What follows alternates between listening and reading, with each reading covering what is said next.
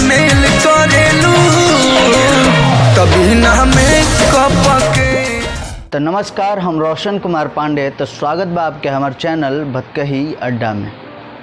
तो आज हम कोनो गाना पे ना बल्कि दूगो फिल्म के ट्रेलर पे बात करे वाला बानी, जे कि एगो फिल्म के नाम बा पंचाल, जेकर मुख्य कलाकार प्रमोद प्रेमी बाड़े, जेकर निर्देशक आर राजकुमार पांडे बाड़े, और दूसरा फिल्म जेकर नाम बा कलाकार, जेकर मुख्य कलाकार अरविंद अकेला कल्लू बाड़े।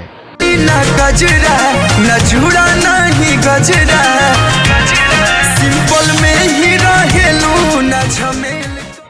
अगर आप हमारे चैनल पे नया बानी तो जल्दी से चैनल के सब्सक्राइब कर ली और बगल में जो घंटा बा ओकर अगर टन से दबा दी। पिछला सप्ताह में दोनों फिल्म के ट्रेलर एक साथ रिलीज भइल, जबकि कलाकार के लोग बहुत बढ़ावा देता और वहीं पंचाल के भोजपुरी में गजब के गरियावल जाता। लोग के ये कहना बा कि दिमाग के जतना घटियाई बा आर राजकुमार पांडे के वो पूरा फिल्म में उतार देले बाड़े। मतलब भोजपुरी अब विदेशी फिल्म के तरफ बढ़ता।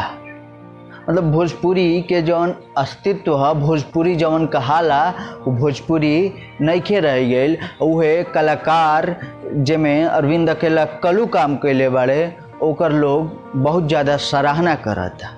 तो आई थोड़ा थोड़ा वीडियो दोनों ट्रेलर के देखल जाए। सहनाई हमनी के खानदानी परंपरा बा। ऊ काल्हो बाजत रहे, आजू बाजता और काल्हो बाजी।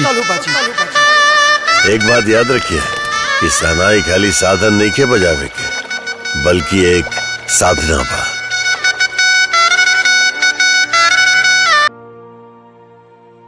राजकुमार आर पांडे के पता चल गई कि उनके नाम के फंदेबाजी हमने करता नहीं। वह मैं क्या तोहरा हमरा दोनों गणिया में डाल दी। आओ और यह तीन भक्त भौके हमरो के एक बार ऐसा ना पर्दा पलिया दी कि गर्दा मचा दी। बंदे का कही रह गला 100 दिन का रहा तू हो। केहू अश्लील गा के आगे बढ़ गई तो तू हो गई बा। बन दे एक दिन हीरो हमारा, या दिन हीरो बने तल्ला ना तारा का भाव दे। तो ट्रेलर में एक आदमी प्रमोद प्रेमी से कहता कि तूहू अश्लील गा के हीरो बनब। तो ऊ कहता रे कि हीरो बन जाई वो दिन तहरा के पूछब। तो बबुआ पूछला के तो तोहरों के केहू ना पूछेला, हीरो बन गइल तब। और रहल बात हीरो बन गइला के, तो कलाकार के एगो डायलॉग तहरा पे शूट करता। जौन कलाकारी के अहंकार दिखा दल बड़ा वो तरह से पहले केहू और के रहे। आज तार बा, लेकिन काल फिर केहू और के हो जाई। तो ई डायलॉग तारा पे बहुत बढ़िया से जचता है। खैर, गंदगी के जितना बढ़ावा देव जाओ गंदगी उतने बढ़ी। तो आई हम बढ़िया सिनेमा के बढ़िया ट्रेलर पे बात करल जाओ। तो बढ़िया सिनेमा बा, कलाकार जेकर बहुत अच्छा स्टोरी बा और बहुत ही ज़्यादा बढ़िया अभिनय बा अवधेश मिश्रा और अरविंद अकेला कल्लू के। अरविंद अकेला कल्लू एगो शहनाई वादक के बेटा के रूप में बाड़े और वो अपन बाप के कहता रहे कि बाप शहनाई वाला जमाना गई, लेकिन उहे एगो लड़की के चक्कर में शहनाई सीखता रहे। लेकिन उहे एगो लड़की के प्यार के चक्कर में पड़ के शहनाई सीखत बाड़े।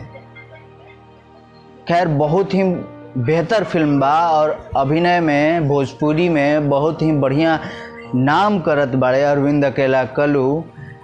तो ट्रेलर देखी और फिल्म के वाकई हमार दिल से इंतज़ार बा। लेकिन एगो दिक्कत यो फिल्म बा, जैसे हर भोजपुरी फिल्म में एगो कहानी में 10 गो गाना डाल दिहल जाला।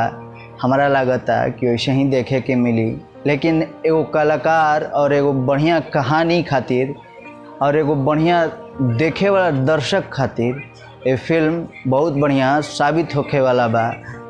तो बस इंतज़ार करी, तब तक फिर मिलब एक नया वीडियो के साथ। हर हर महादेव। धन्यवाद।